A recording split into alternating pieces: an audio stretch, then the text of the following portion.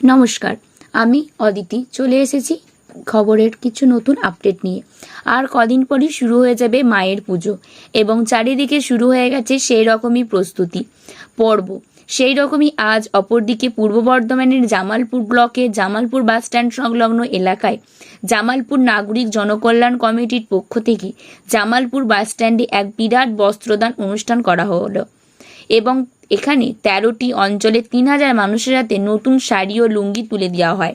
এখানে উপস্থিত ছিলেন রাজ্যের পঞ্চায়েত ও গ্রাম উন্নয়ন দপ্তরের মন্ত্রী প্রদীপ মজুমদার মহাশয় ও সাংসদ ডক্টর শর্মিলা সরকার।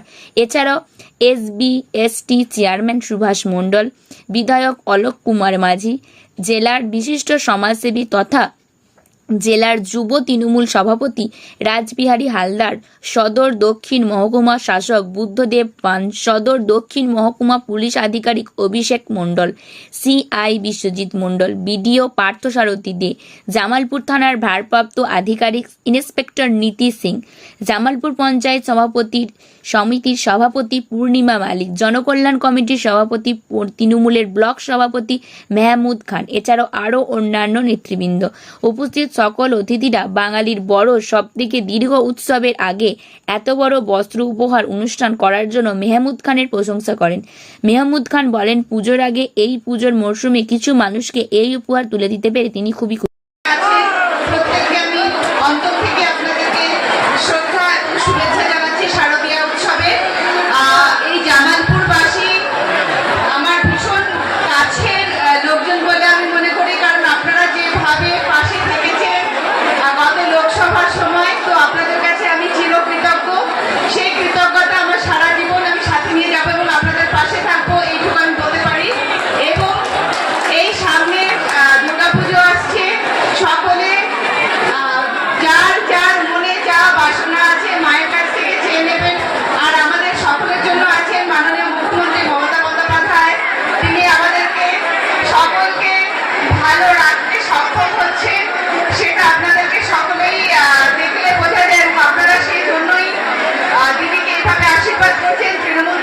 আশীর্বাদ করছেন।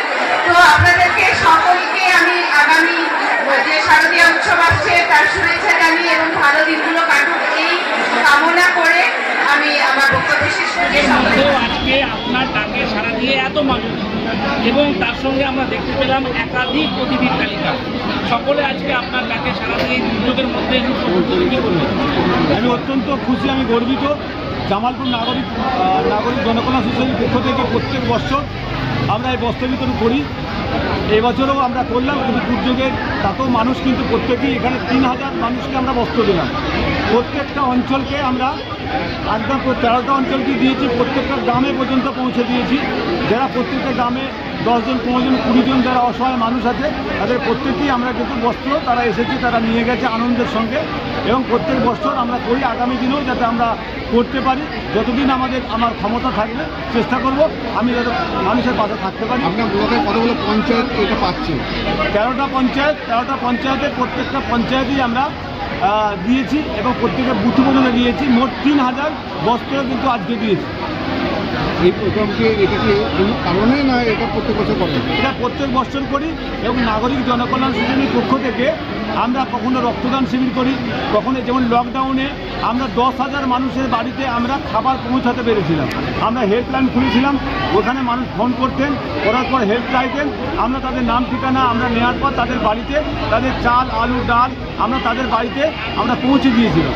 এবং আজকেও এই জায়গায় আমরা যখন থেকে নাগরিক জনকল্যাণ সোসাইটি আমাদের তৈরি হয়েছে তখন থেকে প্রত্যেক বছর করি এবং আগামী দিনে যতদিন আমার ক্ষমতা থাকবে আমি চেষ্টা করব এই কাজটা করার। কারণ পৃথিবী একদিন ছাড়তে হবে, মৃত্যু সকলের হবে, কিন্তু মানুষের সঙ্গে এই যে বস্ত্র বিতরণ মানুষের সেবা করা এইটা একটা আলাদা অনুভূতি। এটা আমি অত্যন্ত এইসব কাজগুলো আমাকে ভালো লাগে এবং মাননীয় মুখ্যমন্ত্রী মমতা বন্দ্যোপাধ্যায় এই কাজগুলো করেন। সেই কাজ করার অনুপ্রেরণায় আমরাও মনে করি যে আমরা রাজ্যের মুখ্যমন্ত্রী মমতা বন্দ্যোপাধ্যায় আজকে যে কাজগুলো করে সেগুলো ওনার অনুপ্রেরণা আমরা সে কাজ করতে পেরে আমরা অত্যন্ত পরিচয়। আপনি একটা দলের পোস্ট করেন, অপরদিকে এই সমাজসেবার কাজ, সমাজসেবী, দুটো কাজই সমান সাফল্য, কী বলবেন? দেখুন, এটা প্রথম কথা যে মনের দিক থেকে সাধারণ মানুষ এটা ভালোবাসা, সে ভালোবাসা আমরা কখনো যে মানুষ যখন দেখি প্রত্যেক দিন আমার শুধু এই বৎসরে কিছু নাই, প্রত্যেক দিন কিন্তু আমাদের ওখানে যাই, আমার পার্টি অফিসে যাই। সেই পার্টি অফিসে গেলে কোনো মানুষ চেষ্টা করি তাদের পাশে থাকার, কারণ একটাই আমি নিজেকে ভাবি, সারা দিন ভাবি যে আমাকে পৃথিবী ছাড়তে হবে।